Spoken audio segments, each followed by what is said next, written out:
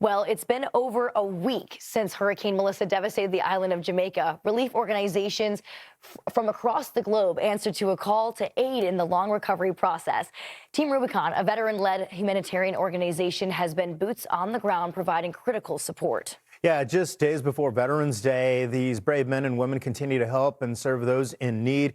Jamie Brown, I see you there. Thank you so much. U.S. veteran, Army veteran, and Team Rubicon Public Information Officer is in Jamaica right now providing aid with his team. Thank you for your time because I know it must have been difficult and a long journey so far.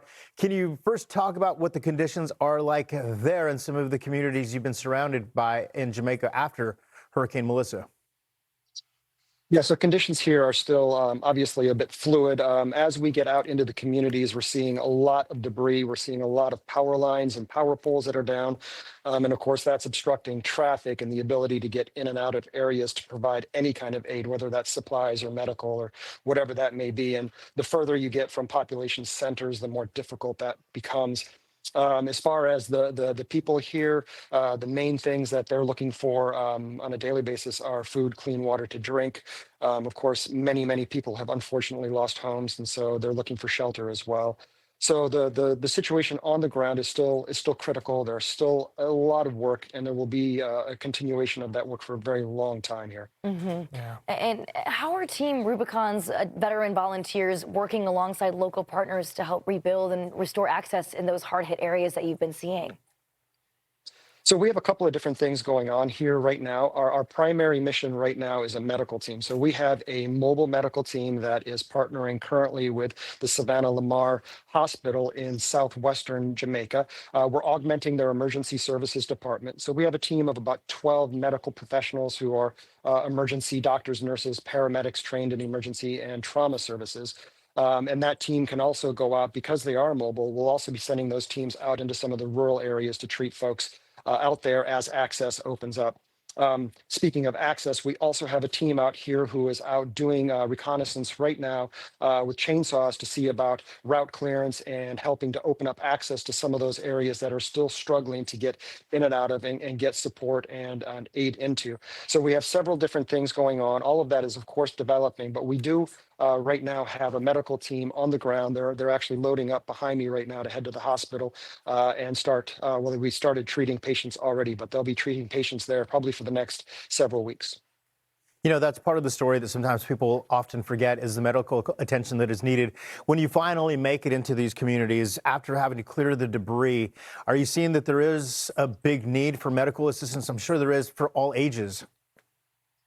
Yeah, yeah. The entire age span there is in need. So kids and elderly people are typically the most vulnerable. So we're treating a lot of those. There's a lot of illness.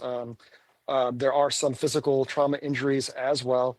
As time progresses here, we're probably going to be seeing a lot more waterborne sickness going on.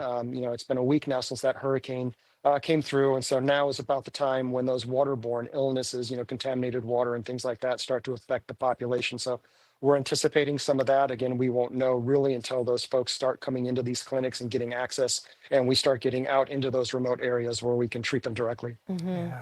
And we're looking at some of the video and the footage from just the devastation in Jamaica, and it's so heartbreaking to see. And as Veterans Day approaches, what does it mean for you and your team to continue serving others through this kind of mission?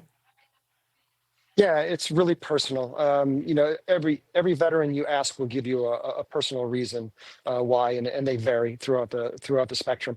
For me personally, I would say it's a sense of purpose. It's a sense of meaning. We have the skills, we have the experience, and for us to not go out into the world and use that for some sort of good and continue to serve our fellow humans, I think would be a missed opportunity to really do some good out in the world. So for me, that's why I continue to serve, and that's why I believe that it's important. And we appreciate that service because we know this is going to take more than just days and weeks, probably a few years at that. Thank you for your time because I know you're busy getting ready to head out. That is Jamie Brown. Thank you for what you do, for what your team does, for everyone in Jamaica, and thank you for your service to our country. We appreciate you. And thank you. Yeah, you got it.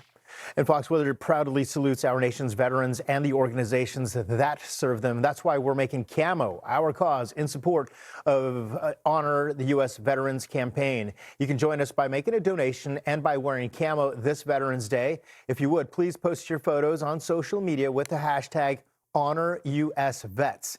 To learn more information on how you can help, just go to the website. It is go.fox/US Vets or scan the QR code on your screen.